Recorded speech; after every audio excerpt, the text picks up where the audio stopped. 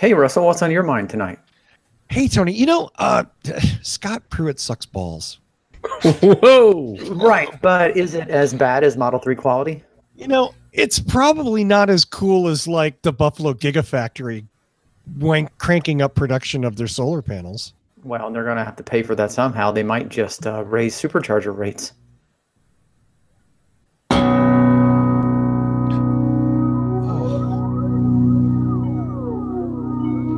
Well, so much for that. It was supposed to be smooth. Try and do something fun.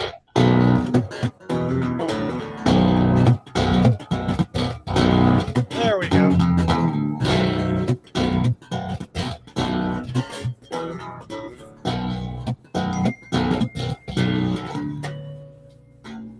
Hey, everybody. Welcome to What Drives Us, episode 268 for March 14th, 2018. My name is Russell Frost.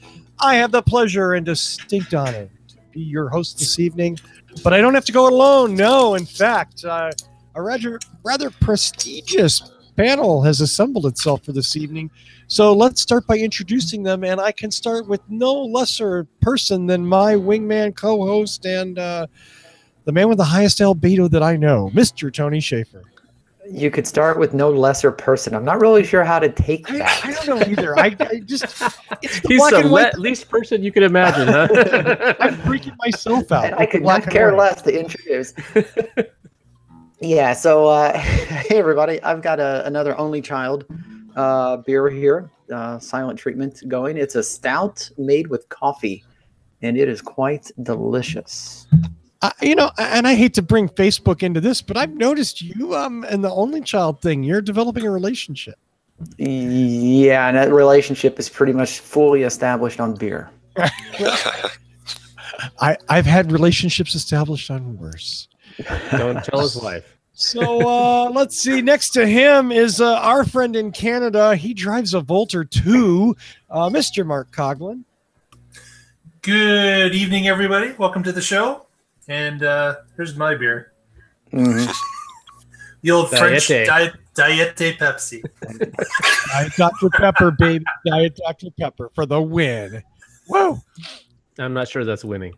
Oh, Tony's way ahead of you in this category. It is definitely winning in my world. That man that just spoke is our man in Portland. He has a rather man-sized bottle of beer or something with him this evening. Mr. Patrick Connor. Hello. Happy Pi Day, everybody. And in honor of Pi Day, I have as Russell mentioned, a pirate beer. Valley Roger 2015. And it is also a dark beer with coffee. Oh, nice. Yeah. So the coffee-infused beers, every time you pick that bottle up, I just want to go, yo, oh, yo. The only person on the panel this week who is not a pirate, but is our friend in Boulder, Colorado. I like to call him Paul Guzik. Hey, everybody. And in honor of Patrick joining us, I'm drinking a beer from Oregon today, not from Colorado. Wow. And it was only thing left in the fridge. So, but, we were buying it until you said that. yeah. At least he stocked his fridge well. I'll give him that. Well, someone else did. But So the honor part. well, no, because I could have left it and not Good point. drank it. Good point. You could have That's gone out and alcohol bought abuse. something. Don't do that. Don't do that. So we have a fun show for you this evening, and I'm not really sure how to start. You know what? Let's start with one How of my. about turning on the color, Russell? You don't like me? Come on. Russell broadcasting from the Twilight Zone in 1958. Exactly. If I still smoked, I'd have a cigarette going, maybe a dark suit and a skinny tie. I was really trying to channel my inner Rod Serling. But, That'll I be can't. next week's show. That'd be great. Yeah. I shouldn't have even said anything, right? I should have just done it. Yeah. Well- Well, broadcasting back from a time before California could regulate their air quality. Yeah. Yeah, when birds dropped out of the sky randomly. Yeah, that's such a great thing. Well, speaking of not being able to control, thank you very much, Mr. Connor, for that lead in. The EPA commissioner, the EPA secretary, he's the jerk that's been put in front of the EPA to basically dismantle it. Scott Pruitt, right? The guy that cannot fly on a regular airplane because if he has to sit next to a civilian, they'll tell him how much he sucks. Yeah, exactly. Wow, maybe you should learn from that and stop sucking. And suck less. Yes. Yeah, I do like. I'm gonna while we're interrupting you, Russell. Oh no, please. That's what the show's about, right? I mean, I love how this article shows a huge close-up of the tailpipe of a car, and then a picture of Scott Pruitt, as though here's something you could suck on, Scott Pruitt. I wonder if the author meant that connection there, but I like the way Tony thinks. I'm gonna just for the rest of the show now. Or for the rest of this article. No, I'm not going to be for the rest of the article. But yeah, this is a photo of Scott Pruitt. And if you see him on a plane, be sure to tell him what you think of his lack of leadership. Pruitt is folding to two groups. One group are the major auto companies who have been lobbying to dismantle CAFE standards put in place by the Obama administration. CAFE standards, which even this administration admits have worked very well so far, and the manufacturers haven't had a whole bunch of trouble hitting those marks.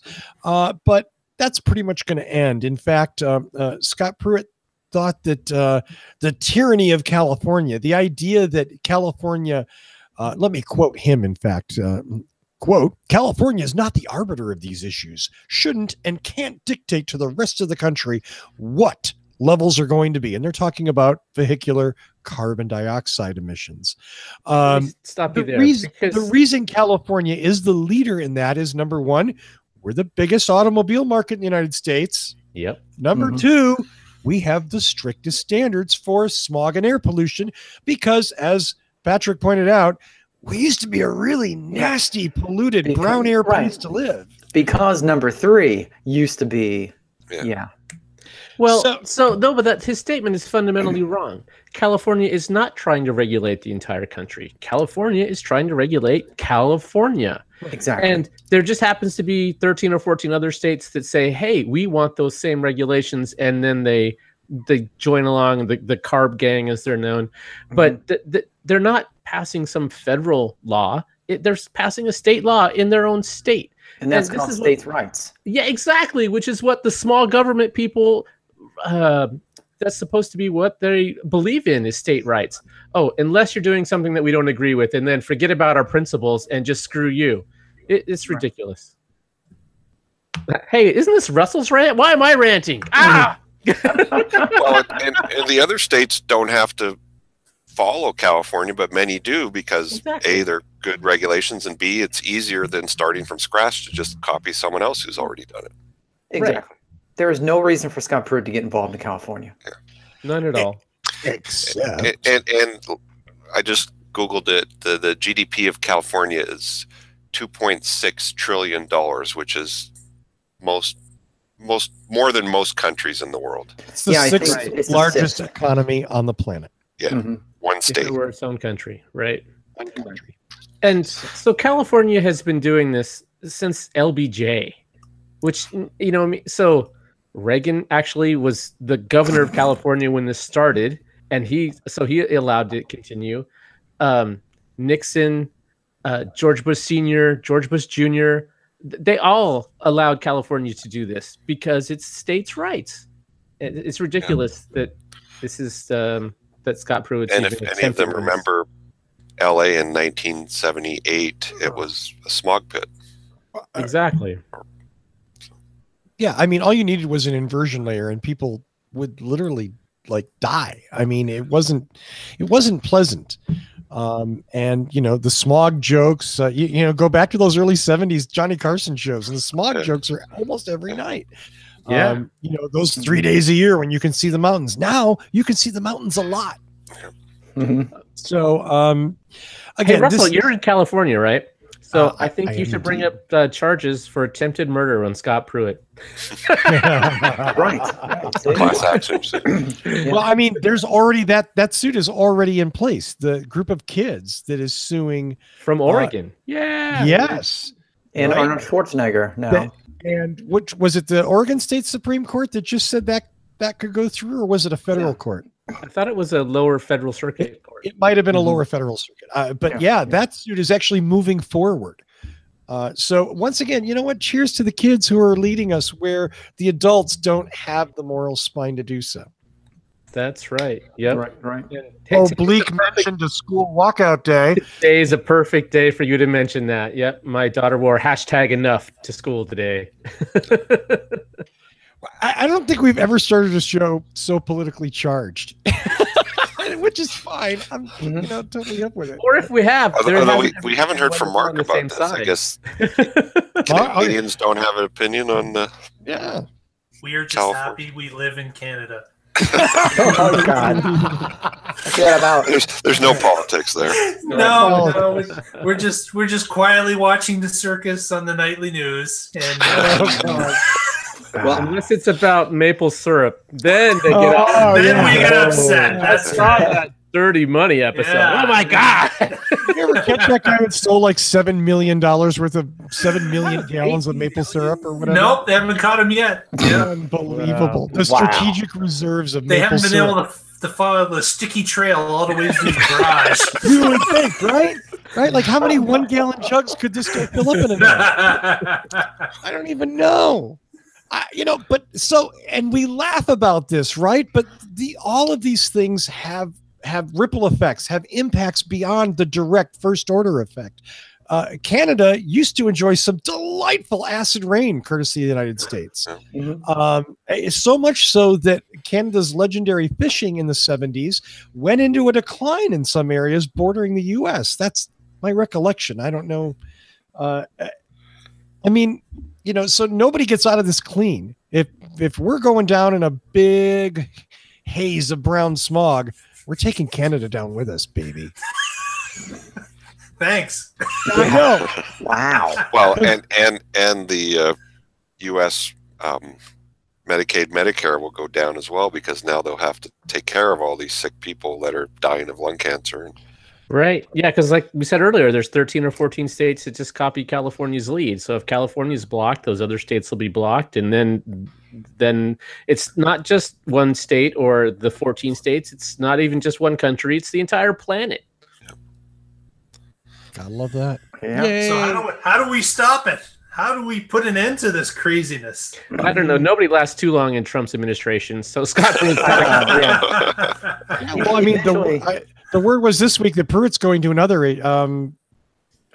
I forgot. Yeah. The word is that Pruitt's going to go somewhere to Attorney General. That he's going to get rid of Sessions, move Pruitt to Attorney General because Pruitt wouldn't have to go through the confirmation process. I think that if we wait long enough, so many people are cycling through all the departments in the White House. Eventually, one of us will be the EPA head, and we'll just take care of it. If only, right? If only. Okay. But didn't Trump hire a CNBC guy as his economic advisor or Larry something? Kudlow today, yeah. Yeah, who's one of the most legendarily horrible economic commentators ever. I mean, like, yeah. Oh. Not a business person or an academic, but a TV personality. Kudlow Without, and Kramer back in the day, right? I'm sorry?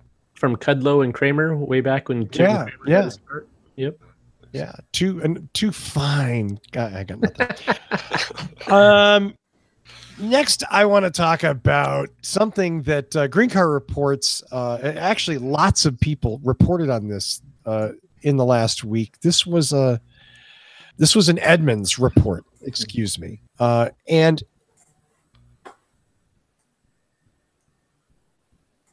Green Car Reports kind of took a different spin to it, but the Edmunds review was their 3K review. They'd driven their Model 3 3,000 miles, and they had some good commentary. I think it was balanced. It wasn't overly picky, but there was good and bad, and some of it wasn't that good. You know what I mean? The quality of the vehicle, the problems they had with the computer, the touchscreen rebooting. Green Car Reports kind of followed that up with some owner experiences that sort of bolster that. Now, I don't want to short circuit the discussion, but we can get into like, well, one report, anecdote is not data, as the saying goes. And we don't have any kind of figures for how widespread problems are, because that's just, nobody does that. Nobody, unless you're talking about warranty information that's publicly available, and Tesla doesn't participate in that. So, no, but groups like JD Power do send out new owner surveys to a large enough group to do a statistically significant sample. But you're right, we don't have that data today. Yeah, we don't.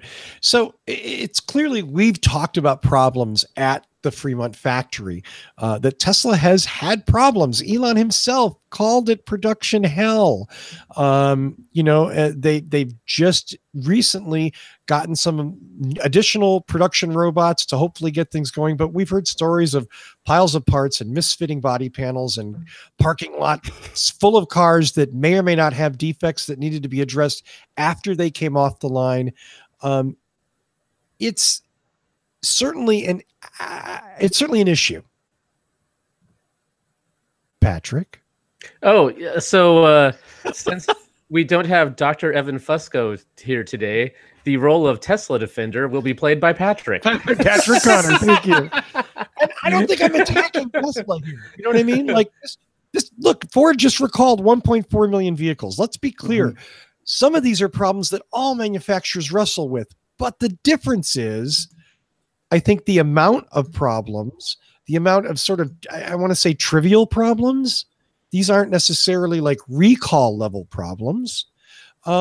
And the fact that Tesla is very vocal about how they are different in manufacturing, how they are better, how Elon has said, how that it's the machine that makes the machines. That's what Tesla's edge is. Have you guys seen the footage from inside the the machine? This is the machine that makes the machine. Yes. That's how machines are made, right there. That's how baby Teslas are made. Is that, so is that recharged by the snake? Exactly. Oh, The snake. Good. Yes. That's what we're calling it now. I think I got a show title. So you put enough caveats in there, Russell, that I can't argue with you. Yes, they've had some startup pains, and they've had some cars that have issues. We don't know how many of them there are exactly. There are anecdotes of problems with the screen, with other issues, and Tesla's resolving those. You can go look at the Bloomberg delivery estimator today, and you can see that they're down from 1,000 a week to 700 and some a week. And I think that's exactly because they're making sure they're getting it right now, where before they were trying to do it as fast as they could, and they thought they had it worked out enough that they could sustain a higher rate.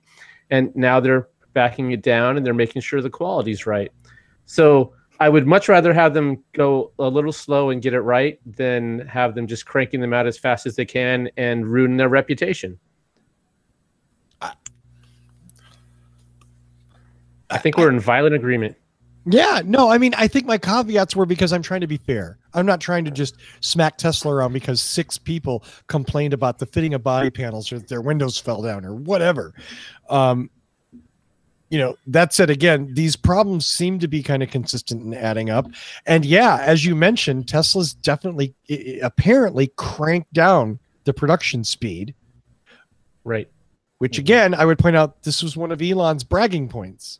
Was that the other car companies make them at Granny Walker pace? Right, and with the goal of them getting beyond that and up to a jogging pace, which they're not at by any measure now. Yeah. But you can go look at the scorecard and name one plug-in car that's making more than 700 per week, and there aren't any. Even the Toyota Prius plug-in, the Prime that Tony drives. Yeah. Look at the scorecard, and Model 3 is number 1. Yep. How is that possible? Go look. It's right there. You can. Is that sales or production? That's delivered cars. No, come on. The last month, wasn't it 1,400? Oh, I see, for a week. You're right. No. I'm not doing my math. I was an art major, Patrick. You're an engineer. Right. I see what you're saying. Yes. No, that does make sense then. So you can call this, they've scaled back production, but yet it's still number 1. It's still the highest production level. It's not 2,500 or 5,000 or 10,000 where they want to get to, but I still am very happy with what they're delivering. And I don't know if I've talked about this on the show yet. So I got my invite to configure my car. No, so I could. Oh yeah. So in 6 weeks, if I wanted to, I could have my Model 3 in my hands. But I'm gonna wait. I'm waiting for the all-wheel drive. So I expect to get it July or August. Probably get it this summer. Interesting. So you did the Evan kind of Matador thing, right? I could have it sooner, but I'm going to get something different and wait. Exactly. Yep. And I don't want to deal with touchscreens that don't work. No, I'm kidding. And, well, it is a serious point. There are a number of issues that have happened, and Tesla is trying to get them corrected, and they're trying to the best of their abilities to make them right. The ones that escaped with those problems. But they're also trying to, like you said, they back down the volume so they can address quality on the line and, hopefully catch up and then push it forward again. But, Elon is going to miss another deadline. Like he was saying 2,500 by the end of March, I believe it was. Right. 2,500 a week. There's no way they're going to be doing 2,500 by the end in 2 weeks or 2 weeks. Right. I find that hard to believe. So they're going to miss another deadline. And is that, in your opinion, Patrick, is that just optimistic Elon talk, or is that something that he just cannot comprehend why they're not going as fast as what he has mapped out? Yeah. So if you've been following Tesla for any significant amount of time, we've been calling it MST, Musk Standard Time, for a long time. Any date he gives, you should at least triple before you even think about actually counting on it. And when we had Chelsea and Niedermeyer on the show way back in 2016 when they switched to Autopilot Hardware 2, and Musk at that time said, it's going to, in 3 months, we'll have caught up with Hardware 1. And I said, no way, it's going to be at least a year. And here we are a year and a half later, and it's just now catching up. So it's that's how he does things. He pushes people as hard and as fast as he can, and he sets really high ambitious goals. He does that for himself. He does it for his company. He does it for his employees, and doesn't. So they call overpromise and underdeliver. Well, except back to my earlier point of his underdeliver is better than everyone else's goals. Right. So if he promises you the moon in 6 months and you get it in 3 years, you've got the moon. So it's a different way of doing things. It's you have to take a grain of salt with everything that he says, but he always has the right goal, and so he never wavers on that. But don't count on his timelines. Mm-hmm. I could easily understand if Elon said, we'll be ramped up, we'll be at 2,500 by the end of 2019, and you could see, perhaps maybe the employees are saying, oh yeah, we could hit that, and then they're just kind of aiming for that, but if he says we'll hit 2,500, by the end of, March, and then says, okay, team, make it happen. Now they're going full bore. Yeah, I understand parts and other things, and it may or may not be the right thing to do. But unless you have an ambitious goal, you're never going to get there. It's the BHAG method of management: big, audacious, hairy goals. Mm-hmm. And if you just set measly quarterly goals, you can probably achieve them, but you're never going to be disruptive. You're never going to achieve anything beyond those. So But meanwhile, every quarter the legacy auto companies are coming out with EV stuff and announcing EV stuff, and the coolness of Tesla is being eroded. Is it? I want to disagree with one thing. You can be a disruptor and be a traditional company, and have reasonable, attainable quarterly goals. And I would go back to Toyota and Prius. They took the long time. They disrupted the market. They changed it. No, anybody want to argue with me? I'd be happy to. Absolutely. Okay. What percentage of vehicle sales are hybrid? It's not the point. What do you mean? Percentage before them were hybrid? And how many millions of hybrids have they put out in the there's like 10 million hybrids in the world now. Okay, yeah. But they've never been more than 3% of new car sales. But EVs have never been more than 0.5%. Yeah, I mean, I'm not. This is true, but the goal certainly is to be. You have to get beyond the chasm, right? And if you guys look at technology adoption curves, you can have up to 10% of the market that understands and accepts something. But for it to go mainstream, you've got to get to 20%. And then you can cascade the rest and pull in the laggards and the late majority and the rest. But that getting from 10% to 20% is where most technologies die. And hybrids have never been able to jump that chasm. And I'm hopeful that electric vehicles can at some point. It's not going to be until about a decade from now, but they could definitely be over 20% of new car sales. Okay.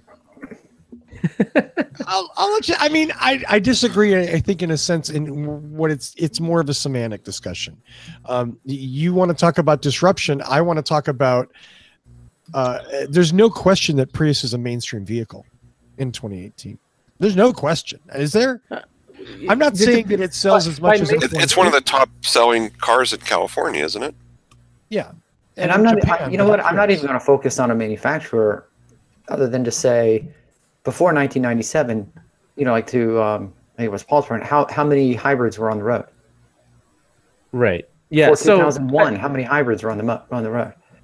To be fair, so we got one of the first Priuses in the state. We were on the waiting list for 9 months, waiting for that car to come in, and drove it until it was totaled in 2016. So I'm not saying it wasn't an important car. I wasn't saying it's not a milestone car. I'm just saying it wasn't able to become mainstream. It wasn't able to become a massive game changer. It found a niche, a passionate niche that loved it, but it wasn't able to massively change transportation around the world. But if only Toyota were still making hybrids, I would agree with you, and I would say Toyota had a good run with the Prius, but nobody picked up on it. No one's making hybrids. Yeah, others are making it, but still, the percentage of sales is growing. I mean, Camry, RAV4, well, Kia, Sonata, Jaguar. How many times have you guys talked about the hybrid tax? About how, they have a Camry and then they have a hybrid Camry that costs $4,000 more. So of course it's going to stay a small percentage of sales. Part of that is salespeople not being educated and low gas prices right now. I mean, if gas was $4.50 a gallon, that would change overnight. I totally agree. That would be a big driving factor. And electric cars have more than just the price of fuel. They have a completely different driving experience. They have completely different noise level. The fueling at home in your garage. There's a whole lot of things that make them so that they can, I think, go beyond what hybrid cars did. I sure hope so.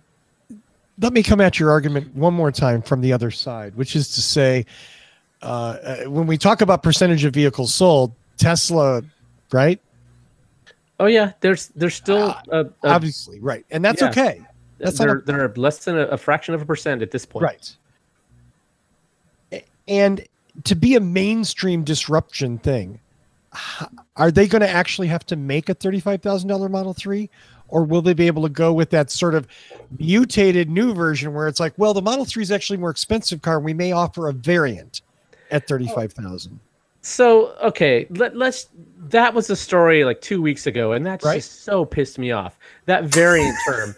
So When the Model 3 was announced, they said, we expect the average selling price to be $44,000. We're going to have a $35,000 version, and we'll have options. We'll have larger batteries. We'll have autopilot features. We'll have upgrades, premium. And every car dealer does this. They have a base price, and they have add-ons. And the add-ons are slightly more, they get more margin on the add-ons, and that's what allows them to make profits and sell cars. So if a car comes out and its base price is $20,000, the average selling price is going to be 24, 25, 26, because they have a lot of options that you can get. Because no one wants the car without air conditioning or nobody wants a cassette player. They want the upgrades. But you can't mention a $4,000 hybrid tax without mentioning a $60,000 EV.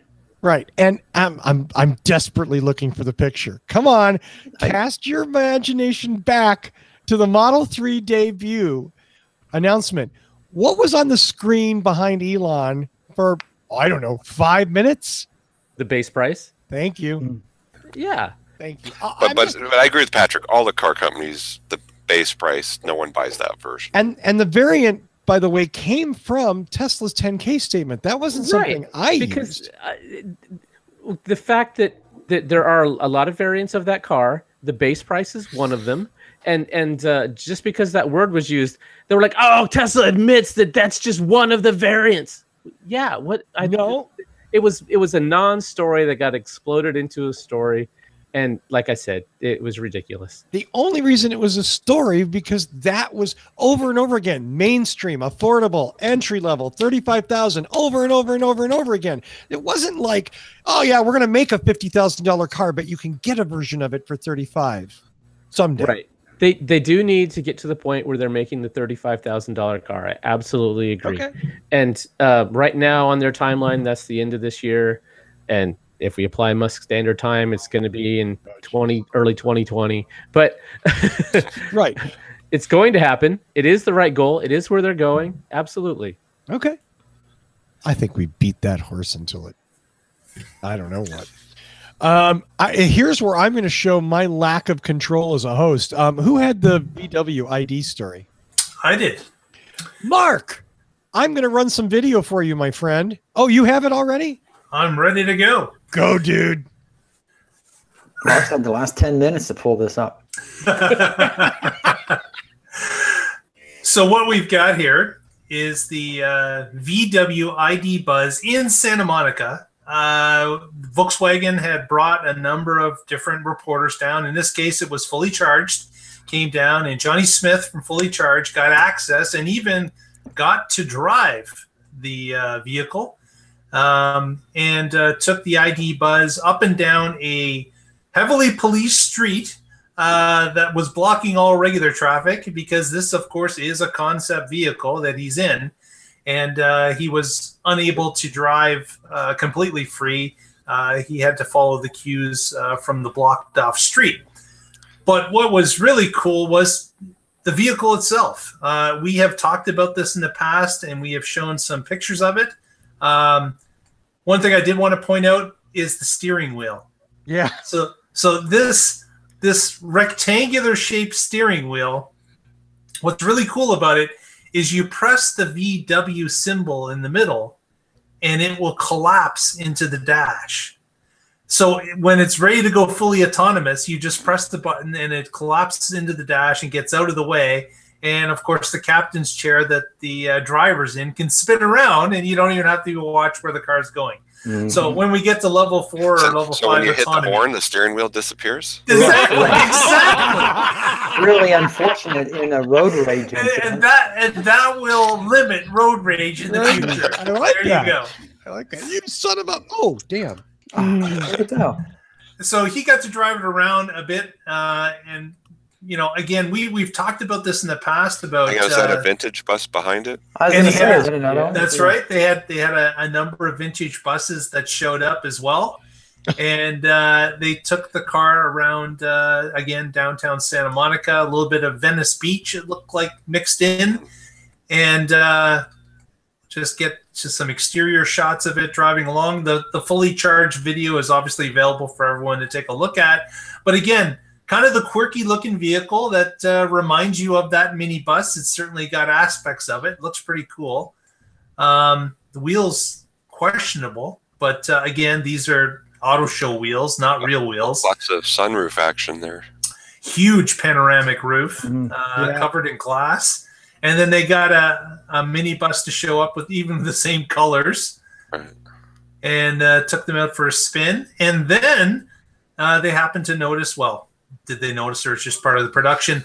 But there were the other ID vehicles there as well. The crossover. What a coincidence. And the new, the other. The Vision. The It's Vision? the ID Vision, yeah. Vision, okay. And they had them both on site as well. So and there's the crossover, a little beefier version of the Vision, raised up. And then, of course, they were able to get the designer of the vehicle out, and for VW, had a great conversation with him about the design of the vehicles and his vision, how VW allowed him to do a number of things that were a little bit unorthodox for them, but seemed to work out. And just a great video to watch. Fantastic images from the beach, and the cars look fantastic. So I encourage everyone to take a look and to go through it. But kind of a fun walkthrough of what VW says is coming. The earliest car, of course, is the white one, the Vision, and they anticipate that going into production in 2019. And do you think all these three are on the same skateboard platform? Is that the idea? They have indicated they are all on a skateboard platform. Yes, indeed. The bus, 111 kilowatts, is what they're saying an option will be. Wow. Yeah. Jeez. Yeah, So- but that's a concept, right? Yeah, So- Volkswagen will do anything to get people to stop talking about Dieselgate. Yeah, I could care less about concepts. The 2019 production, now we're talking. Now you've got my attention. Other than that, it's just flapping your gums, and I don't care.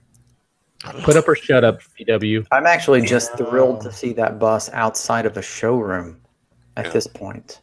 Even if it needed a police escort to do so. Yeah. Right. Well, and that was, my first thought was, well, if you need the police to block off a road, then just don't drive on that road. Drive somewhere else. Yeah, stop Drive it like honking the it's horn. Yeah. Yeah. Yeah. With no emissions, you can actually have an inside track. There you go. Right. It could be Yeah. inside. Yep. Yeah. Nice. Well, the pre-production one is diesel powered, though. They didn't tell us. Oh, It was a diesel generator. It just never goes away. No. as well it shouldn't. Uh-huh.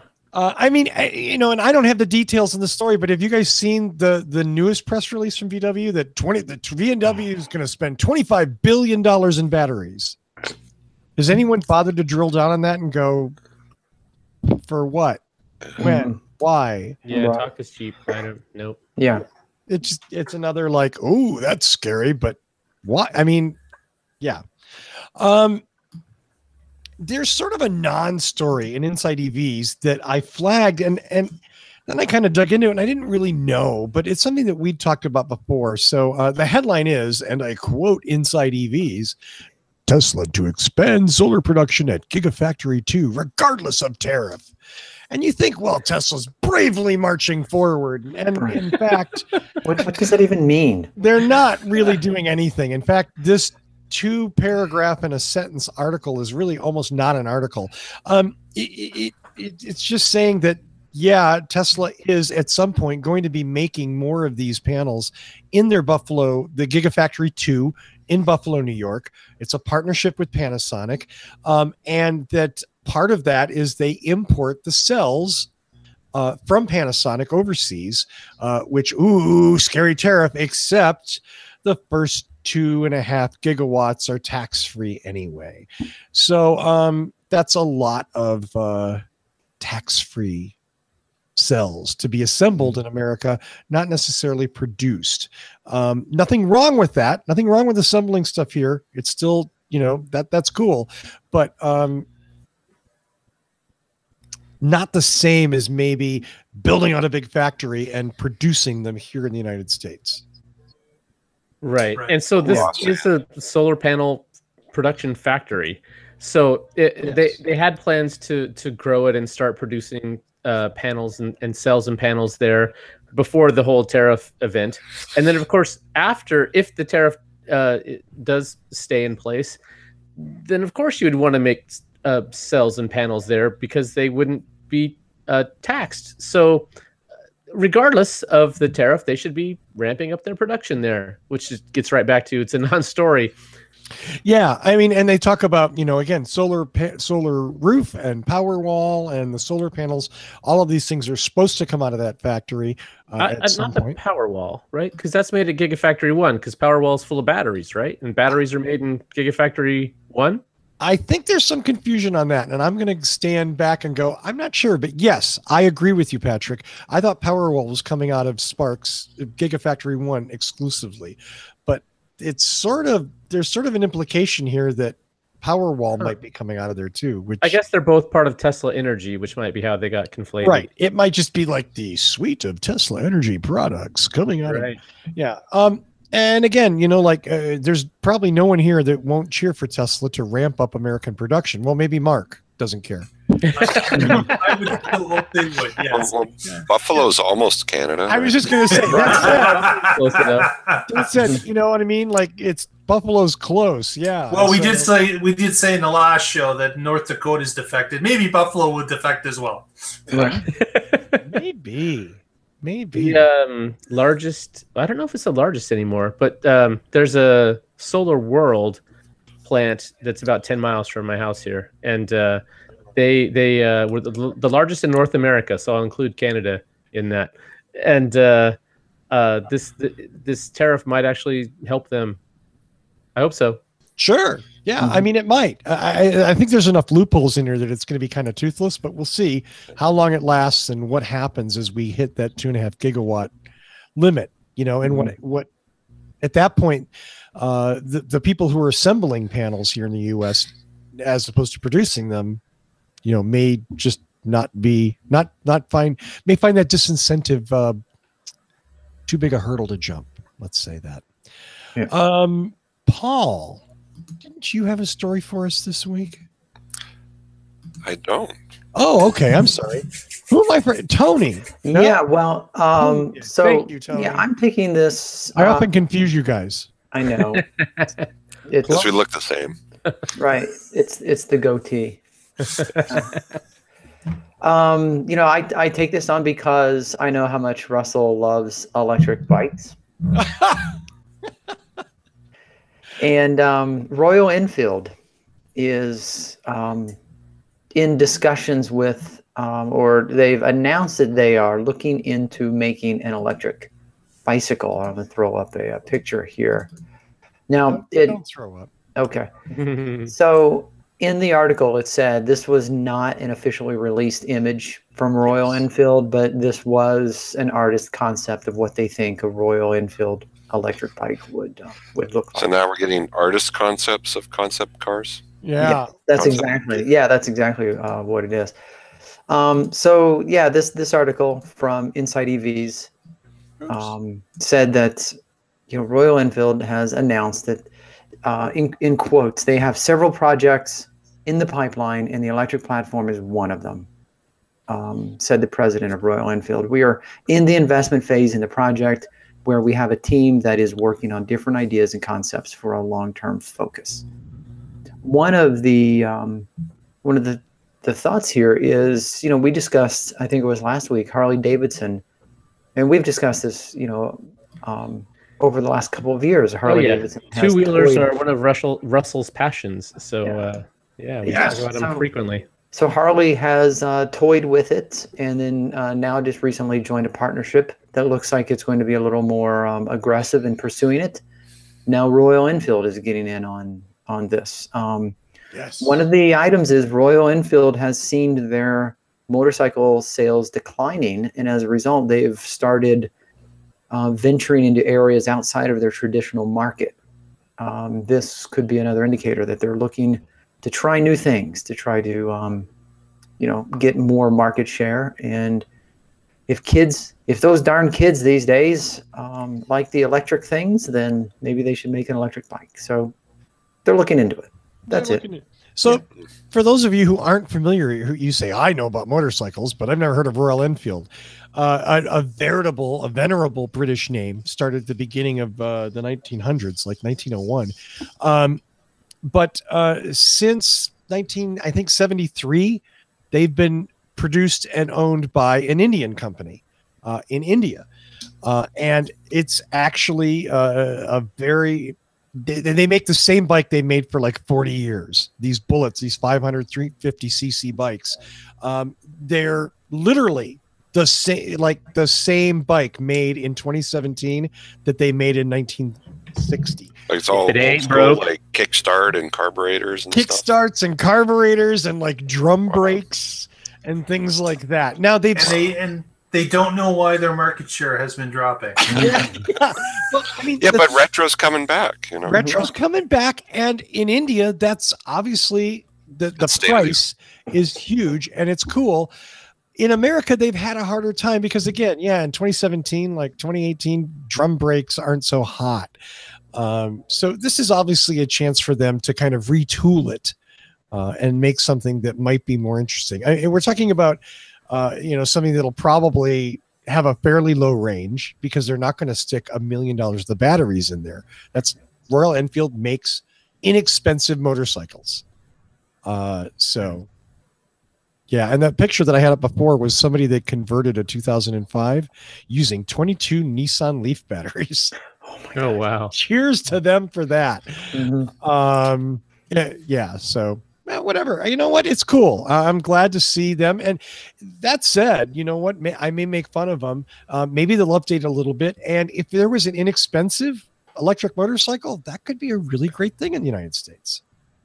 I'm sorry. Yeah. But would it have a kickstart? I got preachy. Yeah, right. An electric kickstart. Right? You've got to kick it to generate the battery. And you got to kick it 4 times too before it starts. Right.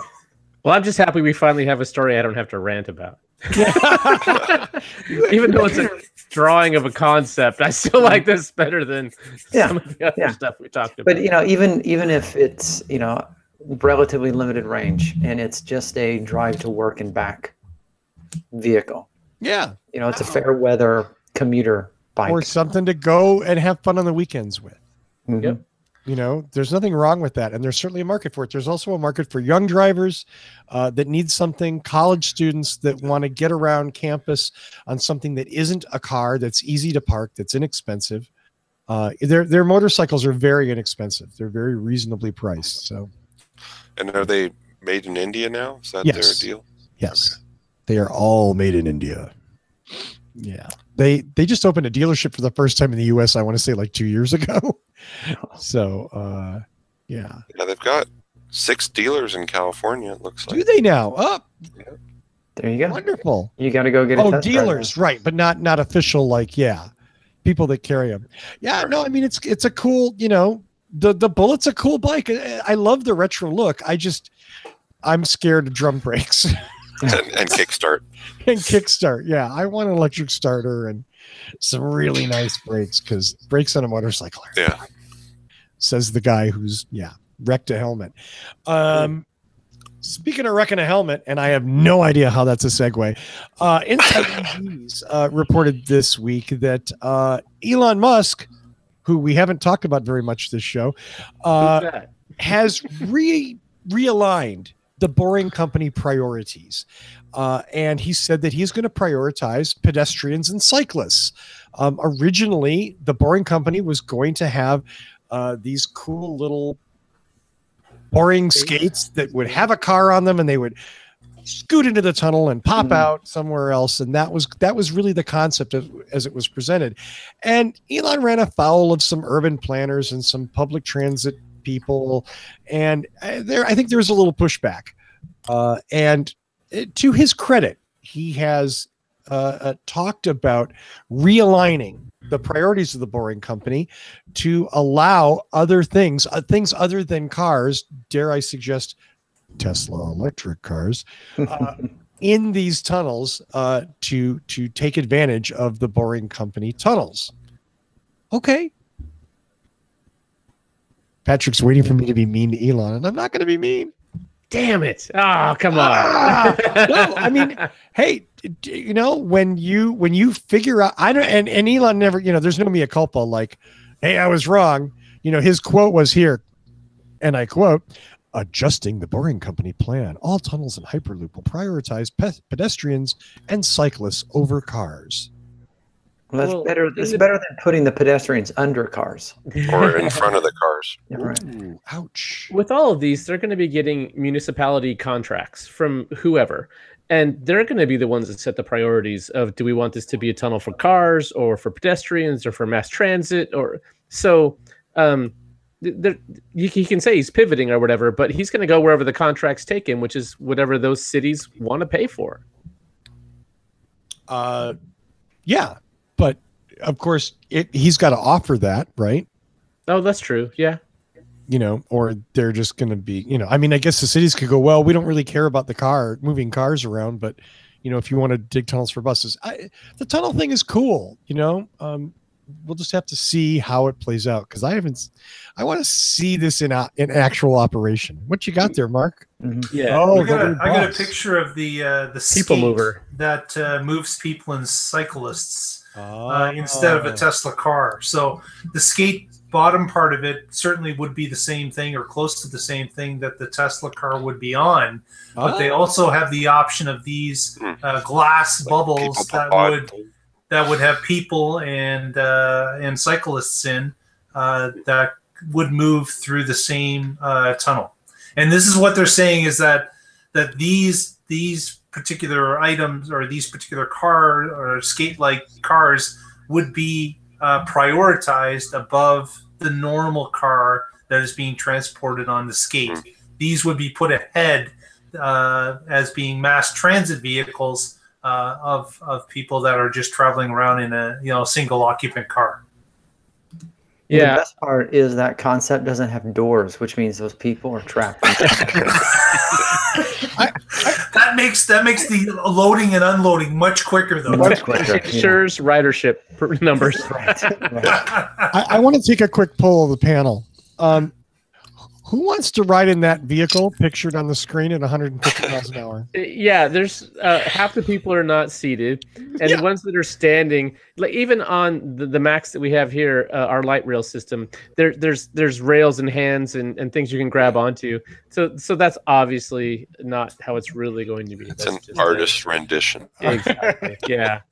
And we all know that on What Drives Us, we love concept vehicles. Yes. Mhm. Yes. Concept. I have a feeling that once the whole thing is built out, it's going to look a whole lot like a subway train. Yes. Yeah. Patrick, my last story for this week is one just for you. Uh-oh. Just for you. Inside EVs reported this week, Stephen Loveday, 3 days ago, reported how the evil Elon Musk is jacking up supercharger rates in the United States. Bastard. Yeah. And Oregon has one of the worst increases. We went from 12 cents a kilowatt hour to 24 cents a kilowatt hour. And so the price... I thought they were free. It all depends on which vehicle you bought and under what circumstances you bought it. Yes. So if you bought a car in 2016 or before, then supercharging is free for life, no matter who owns the vehicle, transferable and everything. No. If you bought it after that, if you bought an S or an X with a referral code, then you could get free supercharging for life. And the program's changed a couple times. So in some cases it's transferable, in some cases it's not. I'm not sure which way that goes. And if you bought it without a referral code, an S or an X, then you got 400 kilowatt hours free per year, which should be enough for whatever, 1,000 miles of driving or something like that, which should cover a road trip. Right. But Yeah. if most of your charging is at home and you do an occasional road trip, it would effectively be free. But then with the Model 3, there's nothing free, 0 free miles. So you pay for every kilowatt hour that you get from a supercharger. Okay. And for most people, they're going to be charging at home or maybe at work. And this will only matter to them when they take road trips. Mhm.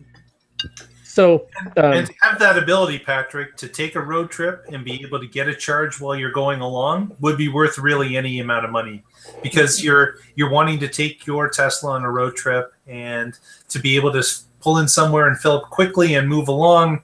I know myself, I would be quite happy to pay whatever fee. right. And one of the things that Tesla said is they're looking at both the electricity prices and the gas prices in all of these regions, and they're making sure it's cheaper than gas and more expensive than home charging, because they want to encourage home charging and they want to be cheaper than gas. So especially with Model 3, the whole point is to produce a massive amount of these. And you don't want to have all of those cars charging at superchargers all of the time. What you want is people charging at home and using those on road trips. So I called into the show last summer when I was doing my road trip down to San Diego. So this is a 2,000-mile road trip. And there's a couple times I had to wait to get spots at superchargers, mostly in LA. And it's weird that I wasn't running into that all the way, but why only in LA? Because a lot of people were just, for whatever reason, not charging at home. And if this helps encourage that, and I don't have to wait next July when I go down there and do this trip again, great. So I'm all for this. There you go. Right. Oh, And sorry. Sounds like my audio cut out during my rant. This has been the Patrick Rant Show. I know, Patrick. Maybe you need to get on more often. You won't be as excitable. And is there any news about Tesla opening their charger network to non-Tesla customers? No, they made that offer in 2015, and as far as I know, no one's taken them up. They've talked to at least one other manufacturer about it, but they didn't say who it was, and obviously nothing's come of that. Yep. So nobody else is using it as far as I know. Even though I think that we need one standard at some point. It would be nice to have one standard. Right. Yeah. I mean, it would be nice. That's it. But they have the locations, they have the infrastructure. They could put like a second cord on it, regular and unleaded or whatever, and charge people for it, and charge them more. If you own a VW microbus and you want to charge at the Tesla station, you pay a higher rate, perhaps. Yeah, so at this point, they're building out the station, and they can barely keep up with the demands of their own buyers. So it's probably not a good idea for them to. Maybe they could encourage other people to use their standard and add to the network, and then you have multiple car manufacturers contributing to it. But it looks like everybody else is going to CCS. Even some other Japanese manufacturers. That was the Shademo was strong in Japan, but it looks like Nissan's going to be the last hanger on to that, because even Honda's going to CCS. So it's going to come down to two, Tesla and CCS. And Paul, you mentioned that the Tesla should support some other cars in their destination charging and their new work charging program. They include J1772, the standard level 2 connector, as part of that program. Yep, that would be good. Yeah, nice. I just to be clear, so that there aren't any angry emails, my intro was a joke. I think this is totally in line. I think Tesla should. They should do this to balance out the idea that charging on the supercharger is cheaper than it is in some places charging at home. So it's less of an incentive to, how do I say this without sounding judgy, be a responsible EV owner, a responsible Tesla owner, and charge at home whenever you can, rather than just relying on the supercharger network. It's awesome that it's there, but it's not necessarily there for everyday charging. Right. Yeah, and if they make the price a little bit more expensive than it is at home, it may cause people the thought that, hey, maybe I should charge overnight at my house, and I'll leave the supercharger to my traveling days, or when I have to go a far distance, or when I need charge immediately, I will use it. And that will lessen the amount of people at those chargers, and it should result in less lines for others. Right. Exactly. Yep. That's all I got this week. What am I missing, kids? Mark? Nothing. One more thing? No more one more thing. Nope. Oh, wow. Tony? All I got is stripper bots. You cue it up, Tony. Cue it up. All right. Let's get it and go home then, gentlemen. Patrick, just because I'm so darn glad you're here, and I say darn glad because damn happy is. It's been a while. Yeah. Yeah. Well, you must have some shout outs, my friend. So my first shout out is going to be to Stephen Hawking, gone to the big black hole in the sky. So goodbye, Stephen Hawking. Pouring one out for you, Stephen. Yep. Damn. And then since this is my ranty show, so Russell, in tune. In the Tesla, I have streaming, and one of the shows I have on there as my favorites is What Drives Us, and it hasn't been updated since. And guess what the show title is that shows every time I get in my car? It's one of your great alliterations. Starts with a P. Wow, I honestly don't remember. Is it Patrick's Poo Powers Portland's Plugs? And that is awesome. Yes, that's the show that is stuck there every day. I get in my car, I see that. Oh nope, there's not a new one. You'll be sad when that goes away. Russell, remember you and me talking about setting that up just for that situation, and you just now picked That's up on the whole it. reason you pulled it off of that streaming service, just so it would stay there. We should just always have that as the most recent episode. You know, like updated, of course, but just it always goes to the front of the line. Mm-hmm. I like that idea. Well, At Patrick, least for Patrick. Yeah. point well taken, sir. Point well taken. I need to get on that. No plugs? So yeah, okay. I'm with .org.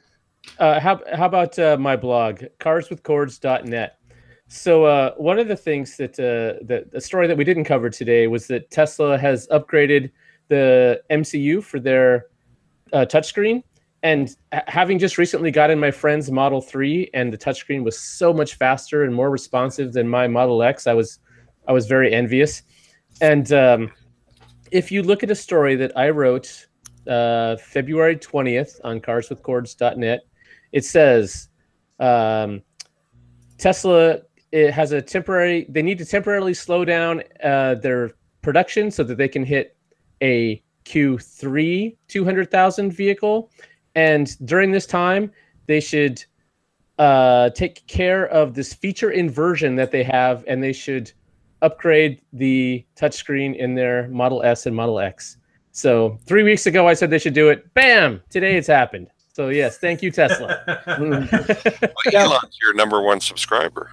That's right. Yeah. Yes, yeah. This is a hardware upgrade, right? This isn't a software because Correct. Right. It's a new processor. Yep.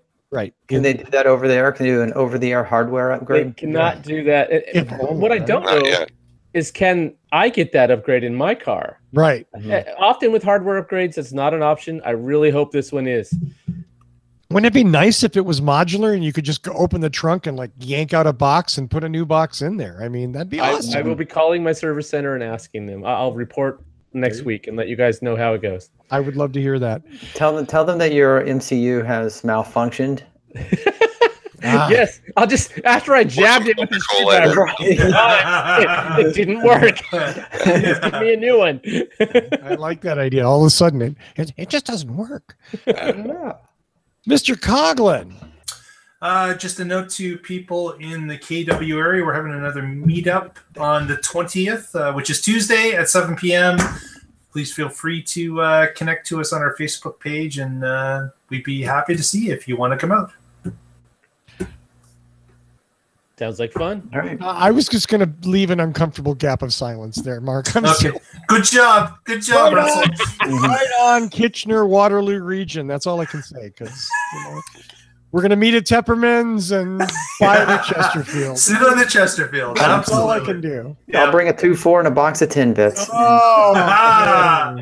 10 bits. I'm so there. Yes. Speaking of 10 bits, my friend Paul Guzik goes next. Short and sweet. Check out our website, boulderhc.com, if you live in the mountain states and need your hybrid or EV serviced. boulderhc.com. Wow, that was impressively succinct, my friend. I hear that Colorado's getting a great big Tesla battery. I haven't heard that. That's right. Yeah, I haven't heard It's that. going to be the biggest in the world. The biggest in the world. The story came out today. It's going to be Breaking So- news. Yeah, Wow. so Paul, you might be being brought to us powered by Tesla batteries in the near future. Wow. Well, Who would've and the thought? sun. The sun fills the battery. Because we get lots of sun in Colorado. Right, it depends on what time of day the show is. You've got a lot of sun and hemp. One of them powers the batteries. Powers the brain. All right. Dude. Let's see. Who did I forget?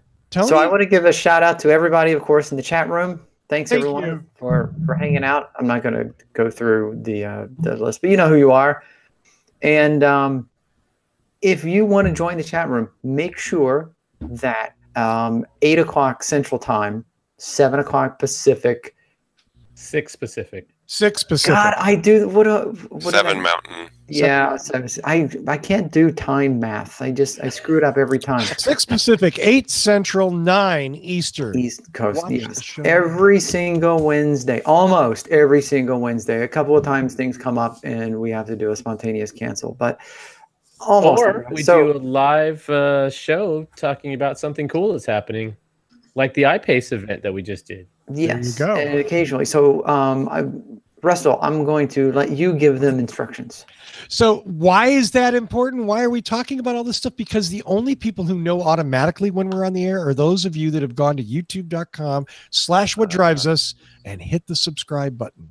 Then you get a little email reminder that says, hey, we're on the air. Hey, we're doing a special right now.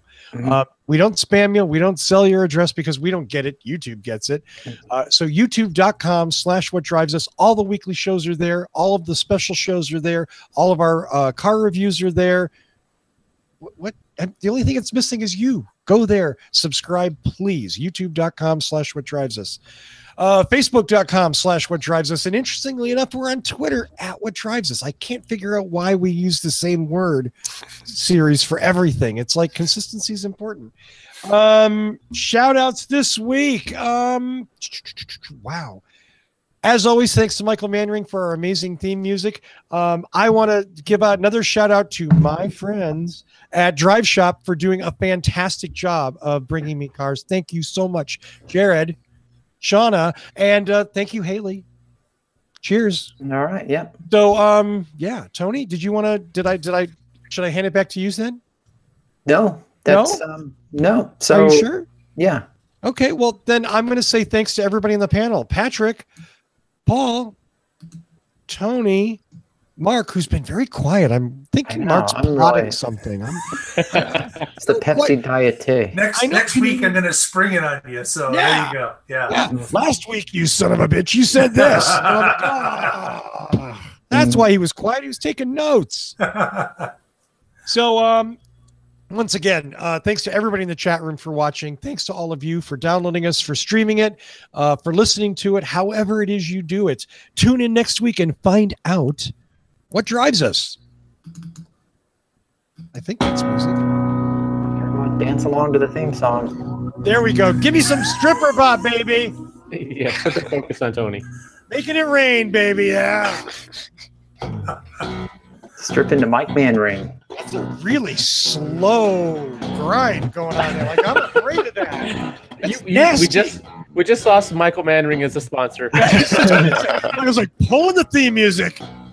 Thanks, everybody. We'll see you next week. See ya. Bye.